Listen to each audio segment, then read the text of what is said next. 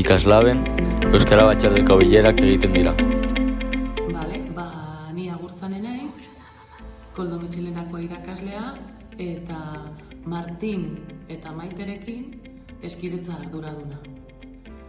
Horrek zer esan nahi du? Batez ere, gure eginkizun potoloena da berdintasun batzordea bideratzea. Eta berdintasun batzordea ikaslez osatuta dago. Lehenengo mailan DBH bat bin badago batzorde bat, 3-4 badago beste batzorde bat, eta batxin beste bat. Zenbait kontu elkarrekin egiten ditugu, batez ere 3-4 eta batxiko. Eta helburua berdintasun batzordearen helburu nagusia bada berdintasuna zabaltzea ikastetxean, feminismoan sakontzea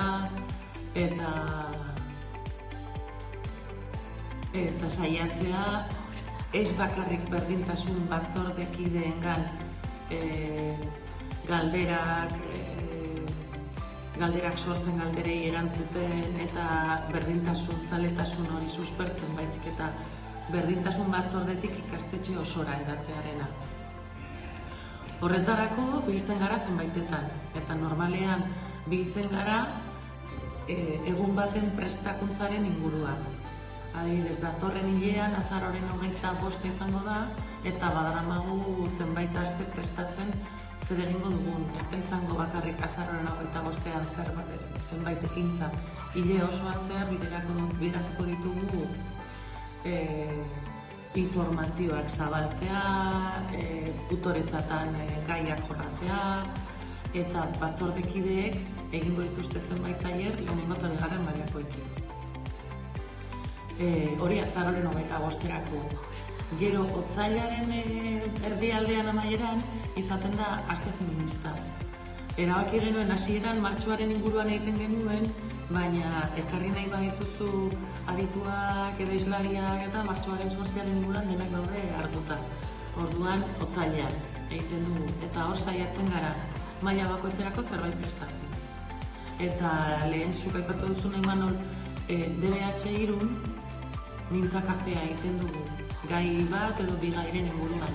Aurtengo gaiak izango dira emakume eta kirola eta arrazakeria jorratu nahi ditugun, sakonki jorratu nahi ditugun gaiak. Martxoaren 8an beste tailer batzuk eta antolatzen ditugu, eta gero maiatzaren 17 inguruan ere beste zenbait ekintza antolatzen ditugu. Ekainaren 28ra gara eta ez dakit nik uste dut batzordean parte hartzeak helburu asko betetzen dituela. Bat bada lehen aipatu dizuedana berdintasunean haztearena eta berdintasunean sinestearena, baina baita antolatzen ikastea, frustrazioari aurre egitea, zen batzuetan ekintza ederrak prestatzen dituzue, eta gero zenbait jendek ez dute kasurik egiten.